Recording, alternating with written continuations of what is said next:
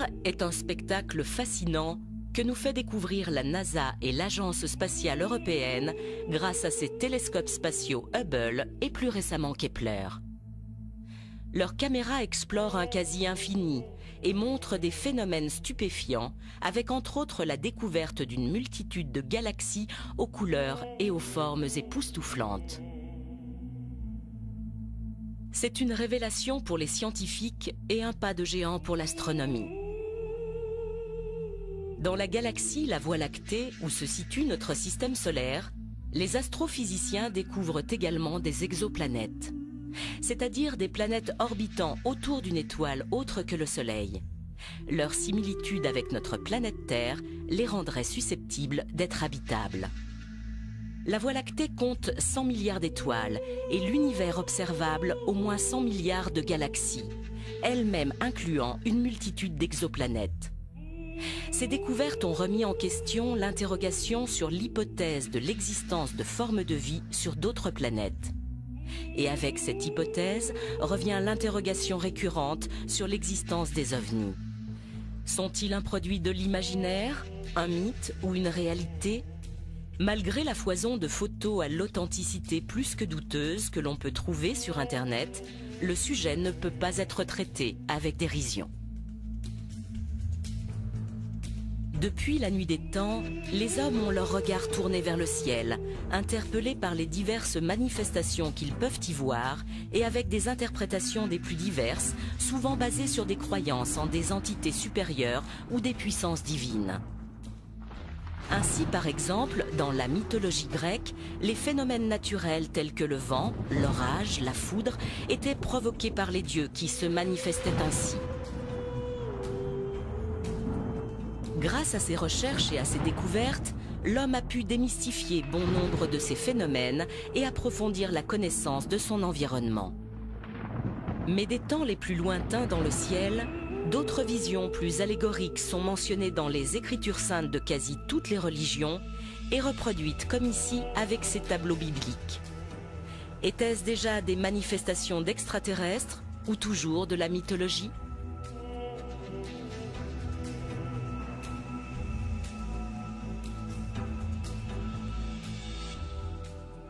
Aussi loin que portent les archives humaines, on a observé dans le ciel des phénomènes étranges qui ont frappé les esprits. Mais leur apparition comme phénomène collectif avec un nom pour le désigner, ça date évidemment de juin 1947. C'est la fameuse observation de Kenneth Arnold. C'est là que pour la première fois on lui donne son nom populaire, les soucoupes volantes. C'est la date de l'entrée en scène des ovnis dans la conscience universelle. Pour interpréter la question des ovnis, il me semble qu'il y a quelque chose d'indispensable à faire, c'est tout simplement de les replacer dans le contexte culturel de leur apparition. Alors ce contexte, c'est quoi? C'est le début de la guerre froide, c'est les séquelles de la Deuxième Guerre mondiale, l'idée d'une menace venue du ciel, c'est l'émergence de la technologie, et c'est aussi l'émergence d'un genre nouveau, la science-fiction, qui, en 1947, atteint son apogée, la science-fiction classique.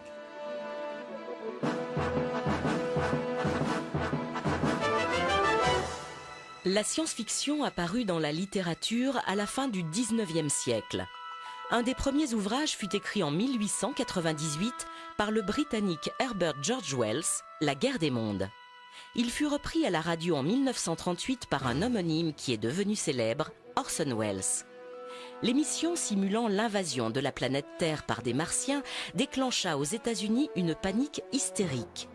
Par la suite, cet ouvrage fut aussi adapté au cinéma. Ce thème de littérature et de film se développa rapidement jusqu'à nos jours, très souvent avec succès.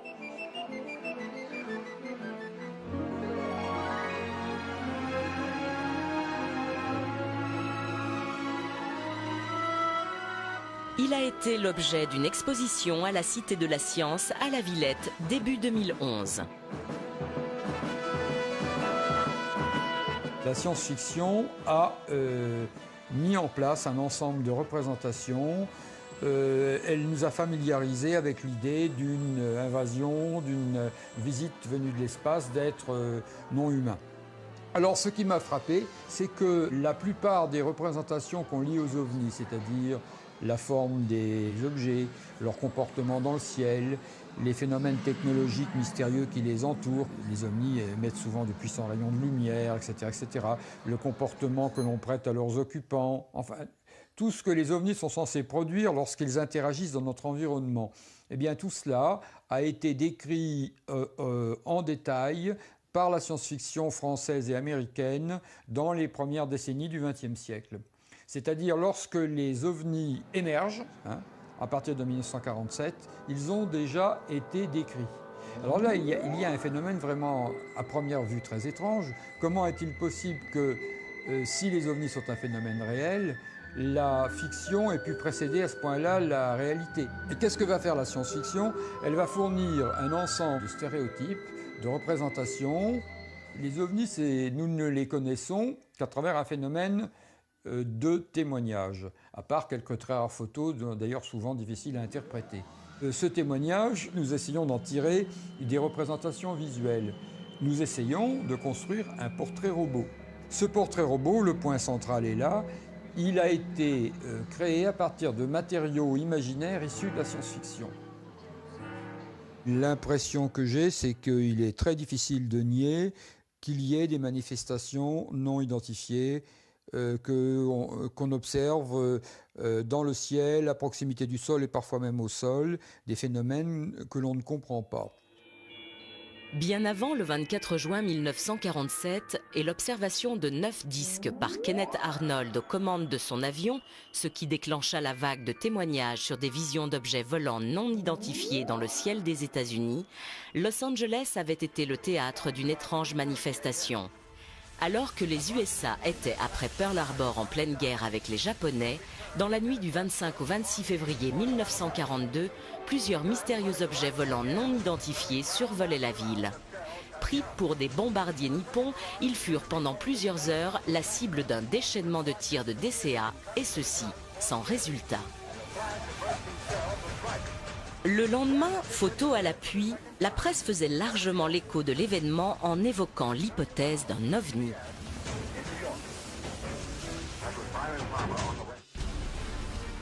Fait particulièrement troublant, le témoignage de l'ancien pilote de chasse Jean Kissling. Aujourd'hui très âgé, il aurait tenté durant l'été 1945, au-dessus de la base de Selfridge dans le Michigan où il était affecté, d'intercepter un ovni en le mitraillant. Son témoignage a été recueilli en 2008 par Alain Boudier, président de la commission 3AF PAN, Association aéronautique et astronomique de France, composée de sommités scientifiques entre autres. La commission PAN est chargée de l'observation de phénomènes aérospatiaux qui ne peuvent être rattachés à des aéronefs connus ou expliqués par la physique contemporaine. Parti en mission à bord de son P-47 à 15 000 mètres d'altitude. Il lui a été ordonné de mitrailler les objets et à ce moment-là, il a vu les objets se transformer en soucoupes volantes et s'éloigner à une vitesse absolument phénoménale. Une fois atterri à la base de Selfridge, son colonel lui a dit qu'il avait eu beaucoup de chance parce que ses prédécesseurs n'étaient pas rentrés de leur mission. En 1947, en pleine vague d'observation d'objets insolites dans le ciel des États-Unis dans le désert, près de Roswell, au Nouveau-Mexique, une actualité allait et continue de défrayer les chroniques. Le 8 juillet, la base des bombardiers atomiques de Roswell, l'unique au monde, révèle qu'ils ont trouvé une de ces soucoupes volantes écrasée dans le désert, dans les environs. Et cette nouvelle fait le tour du monde très très vite. Mais le soir même, il y a un démenti au quartier général au Texas, le général Ramey, qui montre à la presse des débris de ballons météo et de cibles radars écrasés, qui leur dit voilà, les aviateurs de Roswell se sont trompés, c'est pas une soucoupe volante qu'ils ont trouvée, c'est ça, c'est des débris de ballons météo.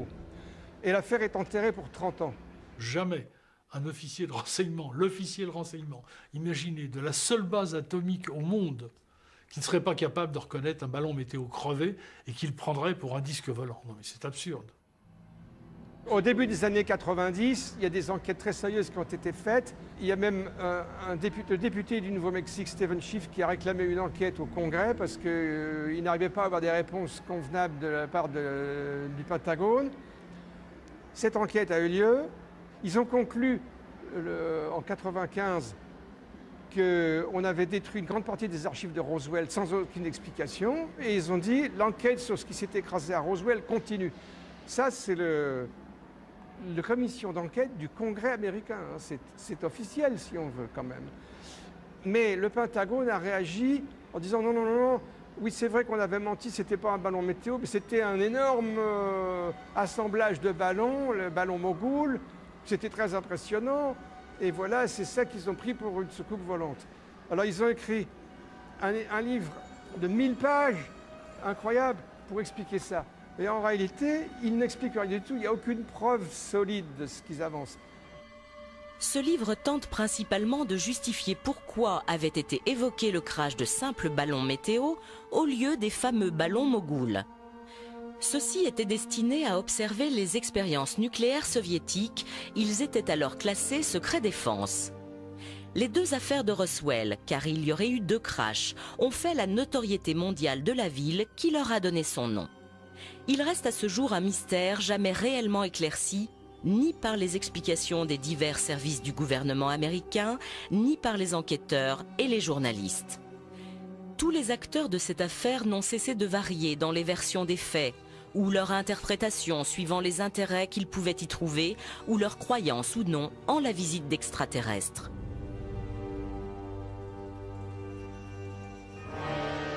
L'affaire s'est encore compliquée en rebondissant en 1993 avec la diffusion de photos et d'un film sur l'autopsie du cadavre d'un des 4 aliens supposés avoir été découverts dans les débris de l'un des crashs. À ce jour, à peu près tout le monde s'accorde à dire que ce fut une supercherie. C'est sur l'instigateur et sa motivation que les avis divergent encore. Les plus fervents défenseurs de l'hypothèse de visite d'extraterrestres et pour eux d'une désinformation sur le sujet se basent entre autres sur des documents déclassifiés de l'US Navy. Ces derniers décrivent précisément de très nombreuses observations de disques ou autres objets volants non identifiés aux États-Unis ou ailleurs dans le monde. La matérialité de ce phénomène n'est pas démontrée. Or, il existe des documents qui la démontrent. Et ça, c'est très important. Ces documents sont connus, ces documents sont déclassifiés. Il y en avait, pour vous donner un exemple, 85 000 en 1985. 85 000 pages dactylographiées qui parlent toutes du même sujet, qui représentent des documents militaires et qui toutes vont dans le même sens. Il y a effectivement des incursions qui, dans les années 65, se font de plus en plus précises au-dessus des bases atomiques américaines. Il y a des déprogrammations d'ogives prêtes à être lancées sur les Russes, etc., etc. Ce rapport décrit des survols de la Scandinavie qui sont intervenus alors que la flotte américaine qui revenait de Bikini, donc de l'opération Crossroad, où de nombreuses bombes atomiques qui avaient été tirées, la flotte entrait dans les eaux territoriales scandinaves. Il est plus que probable qu'on avait affaire à des engins qui n'étaient pas de ce monde, en tout cas pas de technologie humaine, qui recherchaient la source des bombes atomiques. Le rapport fait allusion à des missiles qui sont vus à relativement basse altitude, mais certains à très basse altitude, au-dessus de la Scandinavie. Ils ressemblent d'assez loin à des fusées V1. Ces missiles ont des caractéristiques très différentes. Ils émettent une flamme toutes les 3 secondes, ce qui n'était pas du tout le type de propulsion d'un V1. Il leur arrive de s'autodétruire, apparemment quand leur mission est terminée.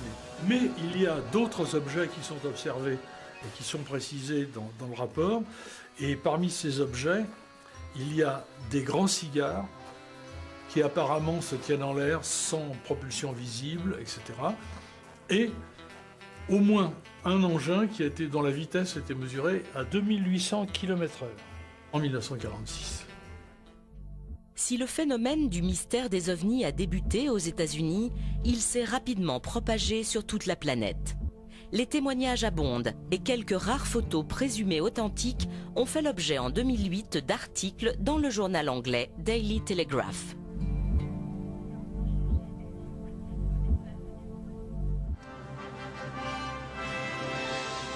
Comme elle est exposée à la Cité de l'Espace à Toulouse, l'exploration spatiale, qui démarra durant la seconde moitié du XXe siècle, a été lancée pour l'étude de l'univers et la recherche de traces de vie ailleurs. Les ovnis, les extraterrestres, ont déclenché bien des interrogations, à la fois dans le grand public et certaines instances gouvernementales. Aux États-Unis, l'US Air Force initie en 1966 la commission Condon et en France, le CNES crée en 1977 un service officiel d'enquête, le GEPAN. Pour beaucoup, leurs conclusions restent trop évasives. Certains suspectent même une volonté de désinformation des populations. Pour tenter d'apporter des réponses, des initiatives privées prennent le relais avec entre autres en 1995 aux États-Unis un colloque organisé par Laurance Rockefeller. Il est composé de scientifiques et de membres spécialisés en ufologie. Leurs conclusions font ressortir qu'un phénomène existe et qu'il est nécessaire de continuer son étude. En France, en 1999, une association présidée par Denis Letty, général de l'armée de l'air, composée d'anciens auditeurs de l'Institut des hautes études de la défense nationale associés à des experts, rédige un rapport remis au président de la République de l'époque, Jacques Chirac, et à son Premier ministre, Lionel Jospin. Les avant-propos du général Letty et la préface du général Norlin interrogent grandement sur l'interprétation des enquêtes. Le général Norlin, que j'ai bien connu, avec lequel j'ai volé une fois extraordinaire, et qui était à un moment le patron de la défense aérienne, a signé des deux mains une préface en disant attention, il y a un problème et il faut absolument étudier ce problème qui peut avoir des conséquences sur l'ensemble de l'humanité. La commission rapporte de nombreux témoignages, dont certains émanent de pilotes. D'autres sont devenus emblématiques de l'ufologie, comme les photos d'André Frénial prises en Auvergne au lac Chauvet le 18 juillet 1952. Ces photos ont fait la une des journaux de l'époque.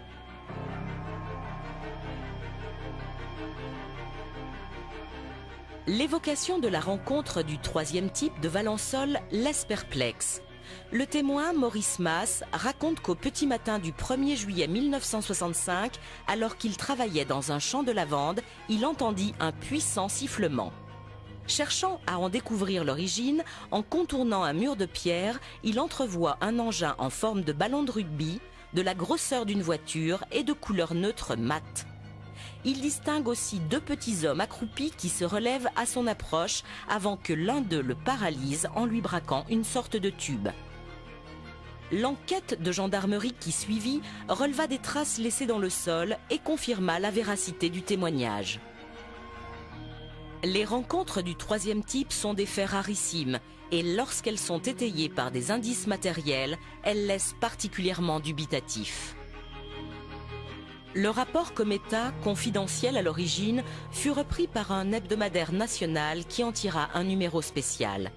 Les informations données déclenchèrent une prise de conscience collective sur le phénomène. D'autres témoignages contribuèrent à l'alimenter. Les personnels navigants sont les témoins les mieux placés et les plus crédibles pour faire des observations détaillées et précises. Le colonel Jack Crean, aujourd'hui à la retraite, débuta sa carrière comme pilote de chasse. Il fut par la suite chef moniteur, officier de sécurité des vols, instructeur combat aérien, leader de la patrouille de France, avant de quitter l'armée pour occuper la fonction de commandant de bord à Air France. En septembre 1975, durant une mission d'entraînement sur Mirage 3, il fut témoin avec son coéquipier d'une étrange rencontre. J'ai vu passer devant moi, on m'a estimé 7 ou 8 km, ce qui ressemblait d'abord à un avion de ligne, un fuselage d'avion de ligne. Bien déclaré. Et là, j'appelle le contrôle en disant, dis donc, ça va pas là, on va se faire engueuler. Hein, s'il y a un avion civil qui passe au milieu de nos exercices, c'est pas dans les règles.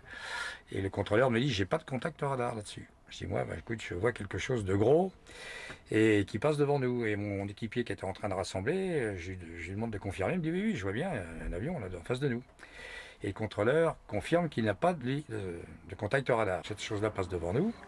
Et comme le contrôleur me confirme qu'il ne voyait pas, on rentre dans une mission de police du ciel, en fait, comme on a à l'époque, c'était la guerre froide. Donc on met la post-combustion, et on essaye de rassembler sur cet objet volant. Et alors, on s'est approché assez près. La nuit, c'est très difficile. Hein, quand on n'a pas une référence, c'est très difficile d'avoir une distance et une grosseur. Bon, ça me paraissait... C'était une forme, en fait, un peu comme un ballon de rugby. Et au moment où on approche assez près, hop, ça disparaît en une microseconde. J'ai une accélération qui nous laisse vraiment sécher. Je redemande au contrôleur radar s'il a toujours eu aucun contact. Il me dit non, rien, de rien, de rien. Bon, ben on reprend donc notre entraînement. Deuxième présentation. Là, je suis chasseur. Et au moment où j'arrive à 7-8 km de la fin de mon rassemblement, paf, ça réapparaît de nulle part. Comme on aurait pu dire un autre avion de chasse ou un autre avion, enfin plutôt un autre avion qui observait, bon, c'est la troisième dimension ce qu'on faisait. Je rappelle le contrôleur, il me dit non, moi j'ai toujours pas de contact radar. Là, ma collègue rassemble, on met la post-combustion et on y va pour rassembler sur cet objet volant. On accélère même assez fort, on accélère donc, on avait Mach 1.6, il fait à peu près 1700 km/h. Et au moment où peut-être ces choses-là nous sentent menaçants, pareil, ça disparaît en une fraction de seconde, une accélération époustouflante.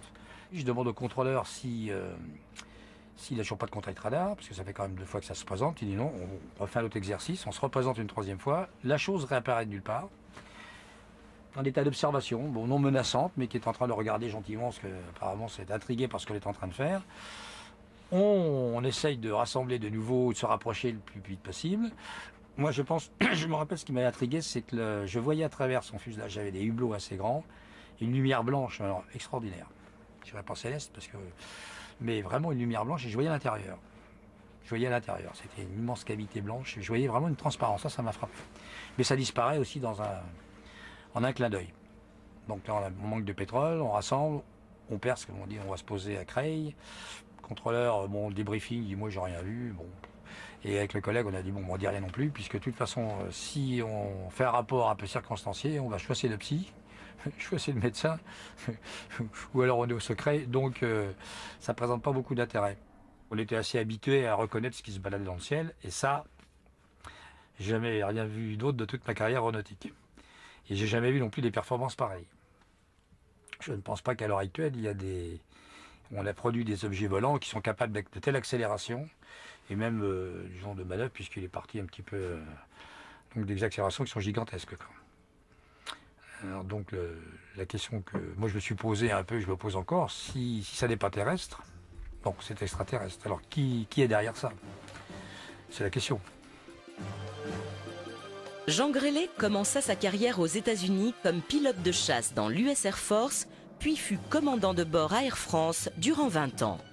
Il dénombre 17 500 heures de vol à son actif. Il fut 3 fois témoin de phénomènes et de visions qui laissent perplexe. Son premier témoignage remonte à 1966. J'étais second pilote dans un Boeing 707 d'Air France. Le commandant de bord était à sa place à gauche. Nous avions un radio, un navigateur et en plus un ami du commandant de bord était venu nous rendre visite. Donc nous étions nombreux et tous ont vu la même chose sur mon écran radar. Nous avons été doublés au sud de Rio de Janeiro par un engin qui allait à peu près à 5000 à l'heure, détecté au radar, suivi au radar, vitesse mesurée au radar, donc aucun problème quant à la vitesse. Le retour de l'écho était à peu près celui qu'aurait donné un Boeing 707 de l'époque, donc quelque chose d'assez considérable. Alors, c'était naturellement non identifié pour 2 raisons. D'abord, on ne l'a pas vu. Nous étions au-dessus d'altostratus qui nous empêchait de voir le sol. Et cet engin est passé en dessous de nous et sur notre droite. Et la suivante a eu lieu en 1984. J'étais alors commandant de bord, aux commandes d'un Boeing 747 d'Air France sur le Los Angeles-Montréal. Et là, nous avons été doublés par quelque chose. Ce quelque chose ressemblait à un groupement de sphères métalliques derrière lequel une énorme traînée lumineuse, et je dis bien autolumineuse, il était précisément minuit en heure locale, nous a doublés par la droite. Et à ce moment-là, c'est le contrôle de la navigation aérienne qui nous a demandé ce que nous avions vu passer. 2 autres avions sont intervenus sur la fréquence, un Lufthansa et un Olympic Airways qui avaient vu la même chose que nous.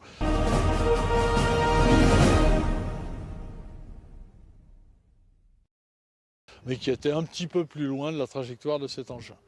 Alors en gros, cet engin avait une trajectoire parfaitement horizontale, très légèrement, comme altitude, très légèrement supérieure à la nôtre, et il a disparu finalement à l'horizon. En plus de ces 2 observations en vol, le commandant Grélé en a fait une 3e au sol cette fois avec un groupe de personnes. Tous ont fait une déposition identique à la gendarmerie. On a vu virer très lentement et passer devant nous une énorme structure qui donnait l'impression d'être, je dirais, une structure métallique avec de nombreuses lumières tout au long.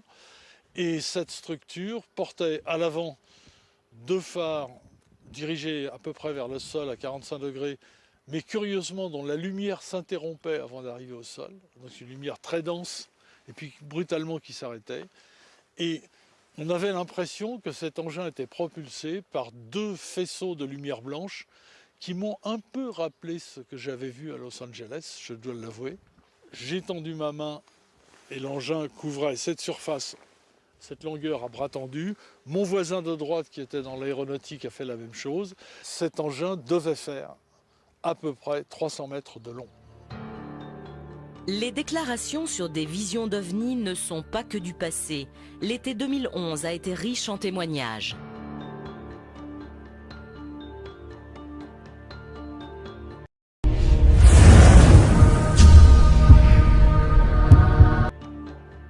Le 20 août, à 20h15 à Chamalières, dans le Puy-de-Dôme, Joël Gerbe aurait aperçu un objet volant insolite. Subitement, entre les 2 tours qui sont là-bas et la grue, à une hauteur que j'arrive pas à définir, j'ai vu un objet sortir d'un nuage, un objet qui était vraiment très très bizarre. Donc j'ai eu un coup de chance, j'avais l'appareil photo qui était sur la table, sur ma table basse, puisque mes enfants venaient de sortir de l'appartement. Je me suis saisi de l'appareil photo et j'ai fait une photo. Ça a duré en moyenne 10 secondes à peu près, et ensuite j'ai vu partir cet objet à une vitesse vertigineuse. La photo, hélas floue, a été expertisée et semblerait être authentique. Avec les paramètres qui lui ont été donnés, un expert en photographie a estimé que l'objet pouvait mesurer plus de 100 mètres de long. Ce nouveau fait divers, qui a fait l'objet d'une déposition, a été pris très au sérieux. Le GEPAN a déclenché une enquête.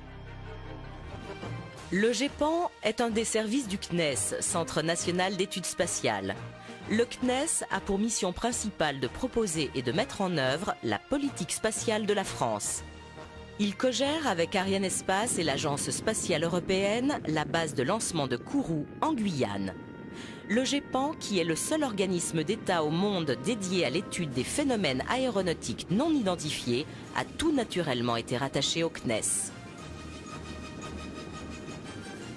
La question de cette possible vie ailleurs que sur Terre est un thème qui motive et qui stimule le CNES depuis de longues années maintenant. La mission du GEPAN au sein du CNES est absolument claire. C'est recueillir, écouter, collecter les témoignages de nos concitoyens qui voient des choses ou qui sont les témoins de phénomènes qu'eux-mêmes n'arrivent pas à identifier.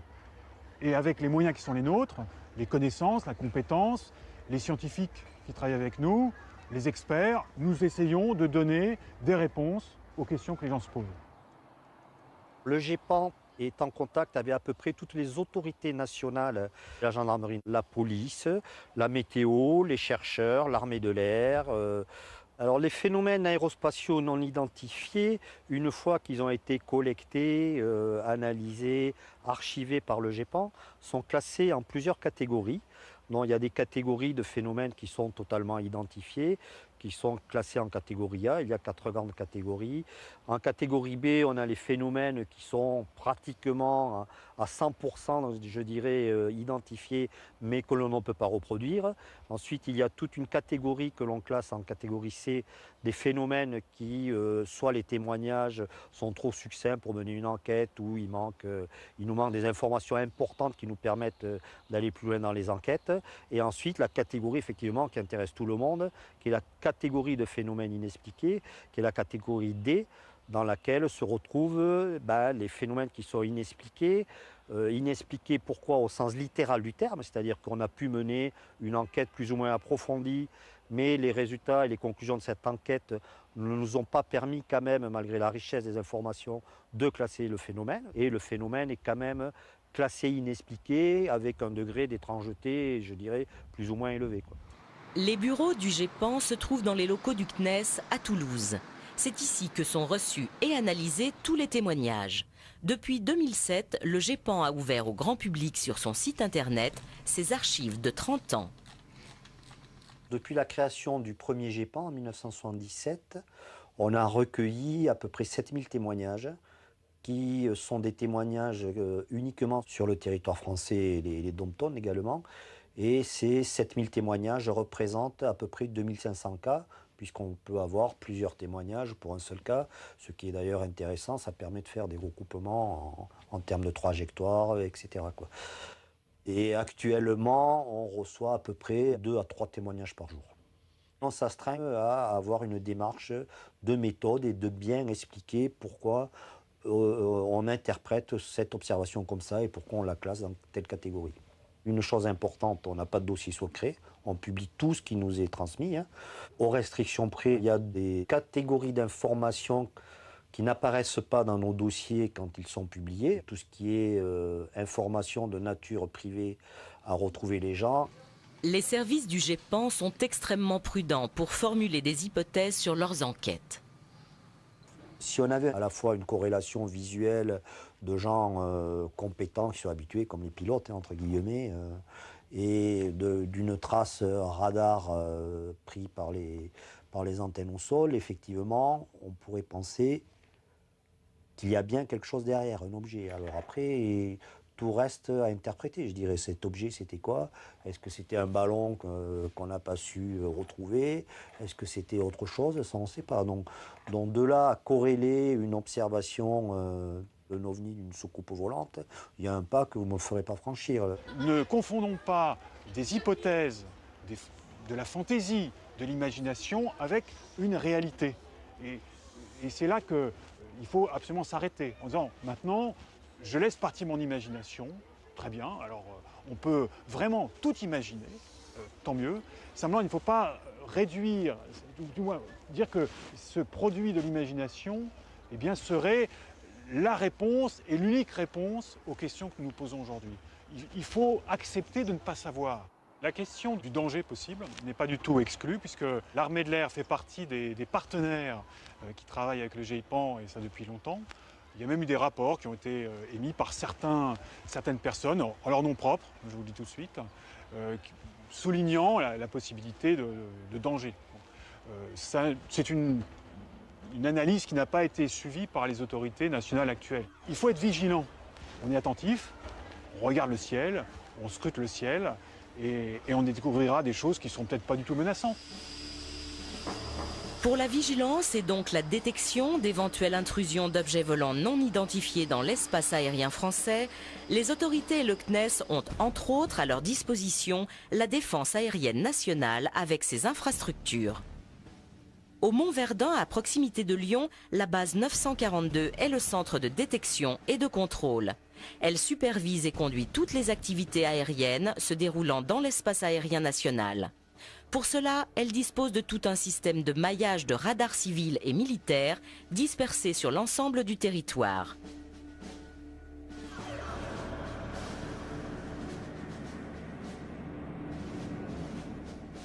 Nous n'avons eu aucun écho-radar de pan. Quelquefois, on a des observations qui sont faites par des personnels au sol et nous n'avons aucune trace radar. Pour la partie défense, donc le Centre national des opérations aériennes est l'organisme qui centralise toutes les informations relatives aux phénomènes aérospatiaux non identifiés. Il a été mis en place dans la documentation aéronautique militaire un compte-rendu type lorsque les pilotes militaires ou les contrôleurs aériens militaires rencontrent des phénomènes particuliers. Les observations décrivent souvent des phénomènes connus ou inconnus associés à des sources lumineuses sans preuve réelle d'un objet matérialisé. Ces visites qui peuvent être anormales ou paranormales sont bien évidemment prises en compte au sérieux par la partie militaire. Je n'aime pas le terme ovni puisque nous on considère que ce sont plutôt des phénomènes actuellement, puisque nous n'avons aucun objet matérialisé qui prouve l'existence d'extraterrestres ou de formes particulières d'autre nature. Nous sommes ouverts à toute réalité, sauf qu'actuellement, la réalité montre qu'on n'a rien trouvé de probant concernant ce sujet. Bien évidemment, on ne se ferme aucune porte. D'autant que pour différentes raisons liées au fonctionnement des radars, comme par exemple l'altitude ou la furtivité, des objets volants peuvent échapper à une détection. François Louange est un scientifique de très haut niveau spécialisé dans la photographie qui fut un des instigateurs de la création du GEPAN. Dès l'origine, il collabore avec cet organisme pour tenter de percer le mystère des PAN, phénomènes aérospatiaux non identifiés. L'expression est plus large qu'OVNI, objet volant non identifié, qui sous-entend un objet solide. Le terme PAN englobe ainsi les ovnis, les phénomènes météo, géophysiques et autres.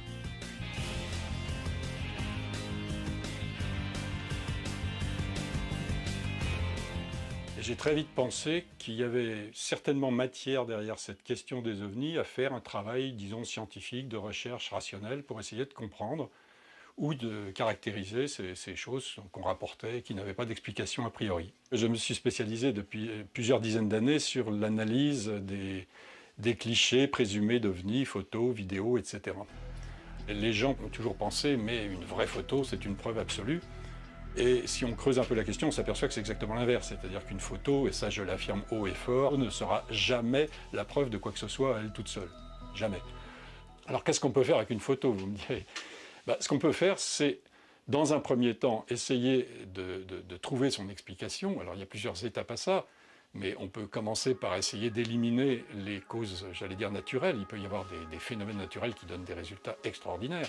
Il peut y avoir aussi des phénomènes techniques. Donc on peut, dans un premier temps, on doit essayer de trouver l'explication et de trouver la faille, si je puis dire, c'est-à-dire le phénomène parasite ou éventuellement volontaire de tricherie de la part de l'auteur. Alors ça, on n'est jamais sûr d'arriver jusqu'au bout à éradiquer ces choses-là, parce que c'est la course éternelle entre ceux qui font et ceux qui défont.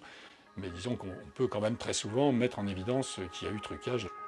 La première chose qu'on peut faire si on voit un objet totalement inconnu dans une photo, c'est essayer de savoir quelle taille angulaire. Alors c'est un terme technique, mais les gens comprendront. C'est l'angle qu'il y avait entre l'œil de l'appareil, si je puis dire, l'objectif, et cet objet.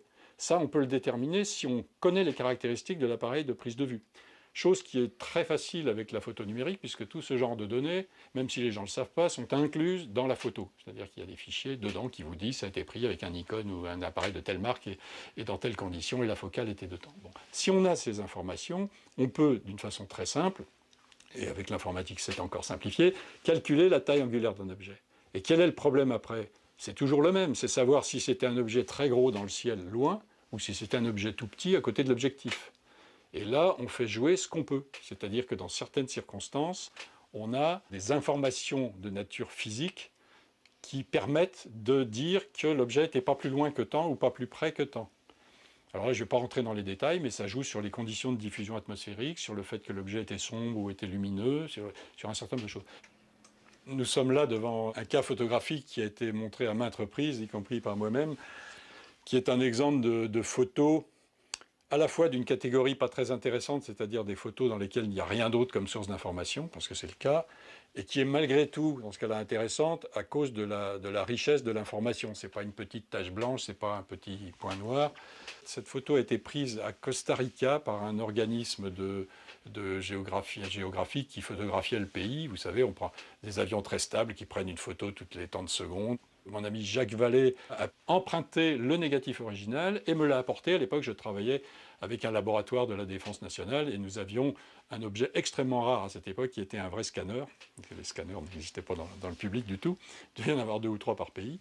Et on a pu scanner cette image et en faire des fichiers informatiques sur lesquels à la fois les Américains et quelques Européens et moi-même avons essayé de creuser la question. C'est un cas d'objet non identifié, si vous voulez. Bon, maintenant, pour vous dire que c'est une soucoupe avec des personnages dedans. Si on regarde les caractéristiques décrites ou enregistrées de certains de ces phénomènes de la catégorie OVNI, et notamment les phénomènes dans la catégorie aéronautique, on trouve des caractéristiques qui ne sont pas explicables par la technologie actuelle. Bon, ça, on dit ça depuis longtemps, depuis qu'on voit des ovnis, mais c'est sûr. Voir des objets, si objets il y a qui ont des accélérations telles que celles qu'on mesure ou qu'on croit mesurer, c'est des disparitions, des angles droits, des choses comme ça défie la physique. Donc si ce sont bel et bien des objets, on ne sait pas expliquer ce qui se passe. Le problème OVNI est un problème sérieux, ce n'est pas le problème numéro 1 de l'humanité bien évidemment, mais c'est un problème très sérieux. À partir du moment où le public s'y intéresse, se pose des questions, à partir du moment où des organismes officiels se posent des questions, l'État se doit, encore une fois, même si le sujet était vide, ce qui n'est pas le cas, se doit de mettre le minimum au service du public pour donner des réponses. Dans le grand public, de nombreuses personnes s'intéressent aux hypothétiques visites venues d'ailleurs. Certains en doutent, d'autres y croient fermement. Les plus passionnés se regroupent dans des associations ufologiques pour tenter d'appréhender au mieux le mystère, mener des investigations dont elles communiquent souvent les résultats au GEPAN ou à des magazines spécialisés. Joël Ménard, directeur de l'un des plus anciens de ces magazines, est captivé par le phénomène. Il recueille des témoignages et déclenche souvent des enquêtes. Les ovnis, c'est pas une blague, c'est pas des hallucinations, c'est pas des erreurs de perception ou de façon très marginale. Il y a vraiment quelque chose, il y a un truc formidable. Ce truc-là, il nous dépasse. Si vous voulez faire un catalogue exhaustif de tout ce qui s'est passé depuis, par exemple, depuis la fin de la Seconde Guerre mondiale, vous allez être obligé d'injecter plusieurs dizaines de milliers de cas. Il y a effectivement des éléments dans les témoignages qui suggèrent une réalité matérielle. Quand vous avez, par exemple, des traces au sol, des trous dans le sol, ou de l'herbe brûlée d'une façon plutôt inexplicable, ou quand vous avez des traces sur les pellicules photos, ça indique un phénomène matériel. Nous avons recueilli des données dans 5602 cas. C'est beaucoup quand même, 5602 cas, répartis à travers le monde, dont à peu près la moitié en France. Sur ce graphique, vous avez en jaune une courbe qui exprime la variation du pourcentage d'observations diurnes au cours de la période 1947-1994. Ce phénomène qui se manifestait majoritairement le jour à la fin des années 40, au cours des 15 ou 20 dernières années, il est devenu très majoritairement nocturne. Évidemment, on ne sait pas pourquoi, on sait juste que c'est comme ça. Le 25 juin 2011 se déroulait la Nuit des ovnis ou Opération Suricat. Sceptiques, curieux, ufologues passionnés de France, d'Europe, voire du monde, ont ensemble observé le ciel le temps d'une soirée dans l'espoir d'y apercevoir des visions insolites et d'échanger leurs informations. En Auvergne, l'opération se déroulait à Plauzat, dans le Puy-de-Dôme. On doit être environ 600 cette nuit. Toutes nos infos vont converger vers un centre d'appel et on aura tous en retour ce qui va se passer dans le ciel européen, enfin dans une partie du ciel européen ce soir, cette nuit. Tout ce qui va être relevé va être analysé. Il y a 2-3 mois de traitement où on va comparer avec le trafic aérien, le trafic satellite, tout ce qui pourrait être susceptible de méprise pour avoir un résumé intéressant de ce qui peut se passer, quoi. Voilà. Nos avions sont surveillés, nos aéroports sont surveillés et nos sites nucléaires sont surveillés. Alors, pour quelles raisons ils seraient surveillés? Moi, je pense qu'on est dans une phase où, sans le savoir, nous, terriens, on est peut-être à la veille de trouver un moyen d'aller beaucoup plus vite dans l'espace. Et quand nous aurons trouvé ce moyen rapide, nous allons peut-être poser des problèmes. Parce que nous sommes assez nuisibles, en fait. Hein. On voit bien, même entre nous, nous sommes très nuisibles. J'essaierai de voir ça avec les documents que j'ai pour voir ce que ça pourrait être. Tiens, carnet CVS. Point rouge et blanc, vitesse constante, allant de l'est vers l'ouest, vient de hausser son altitude subitement. Continue sur l'ascension, vient de disparaître de mon champ de vision, dans le 37. Il y a beaucoup de petits incidents, de petits événements, comme il y aura ce soir, qui sont intéressants, mais qui n'apportent pas assez d'informations. Et on est en quête, nous, de vraies infos, quoi. Notamment quand il arrive en cas d'atterrissage ou en cas de rencontres rapprochées, etc. On a un ensemble d'informations plus intéressantes. Ça regarde. Ah oui. Regarde là. Ça fait voir.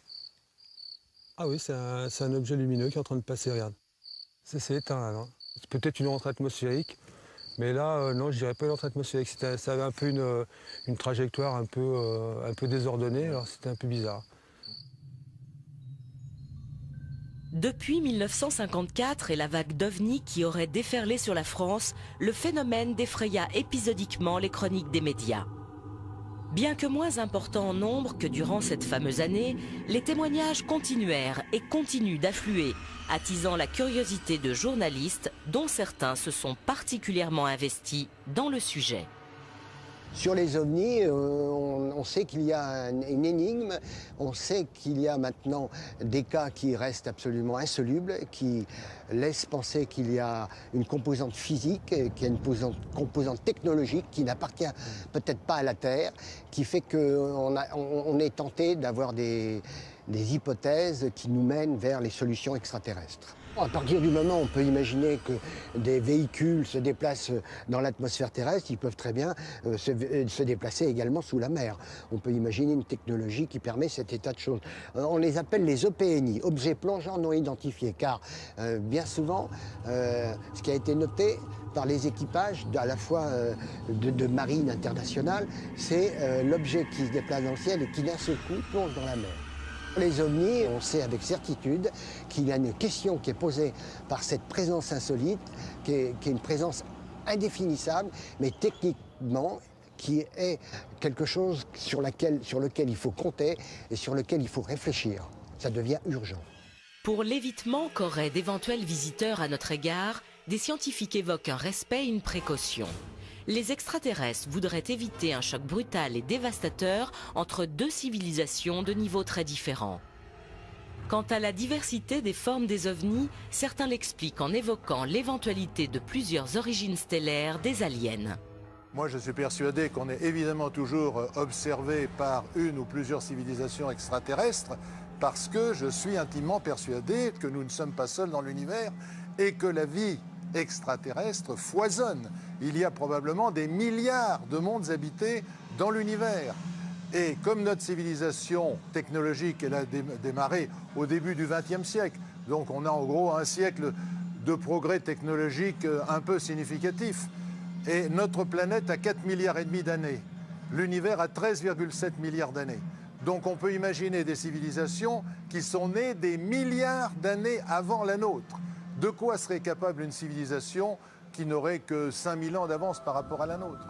On ne peut pas venir depuis ces étoiles jusque chez nous dans un laps de temps raisonnable, en quelques jours ou en quelques semaines, puisque selon les lois de la relativité, on ne peut pas dépasser la vitesse de la lumière, 300 000 km par seconde, c'est-à-dire en gros la distance de la Terre à la Lune en une seconde, et malgré cette vitesse faramineuse, déjà pour traverser notre galaxie, il faut 100 000 années-lumière. 100 000 années à 300 000 km par seconde. Donc les astrophysiciens qui respectent, ils ont raison, les lois de la relativité découvertes par Einstein, vous disent ce n'est pas possible. Mais ça, c'est dans le cadre des lois qui sont loin d'être terminées. On a découvert quelques lois, mais il y a d'autres lois que l'on va découvrir qui vont transcender tout ça et qui permettront sans doute de prendre des raccourcis de l'espace.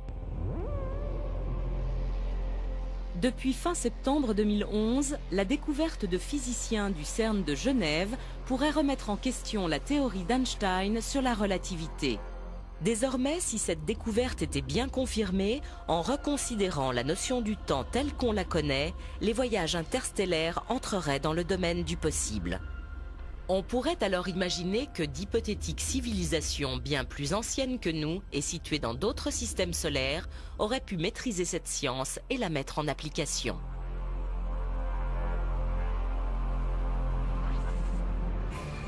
La science progresse souvent par bonds. Elle bute aussi sur des énigmes. À Esdalen, en Norvège, de mystérieuses lumières à l'apparition récurrente ont très souvent été assimilées à des ovnis. Ces faits ayant très largement débordé des frontières ont intrigué la communauté scientifique mondiale qui cherche à élucider le phénomène.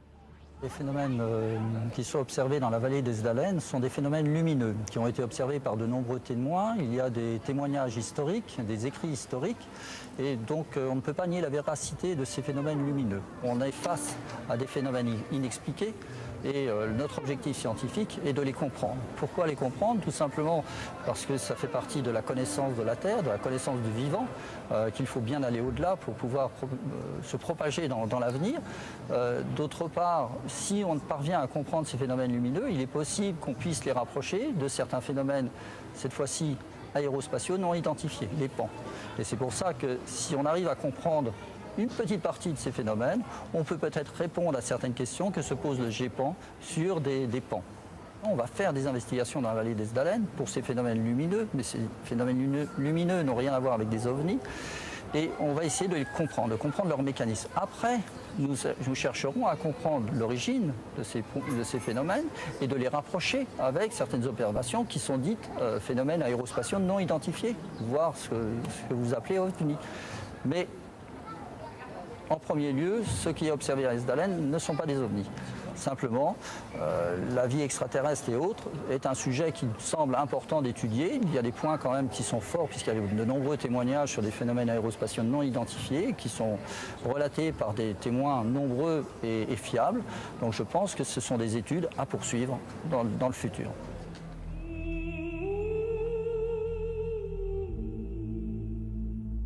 En ouvrant les portes du ciel avec tout son inconnu, l'homme découvre un merveilleux qui séduit son imaginaire, où cohabitent science et fiction. Les ovnis font partie de cet inconnu qui demeure à ce jour un mystère à vivre et une question à résoudre.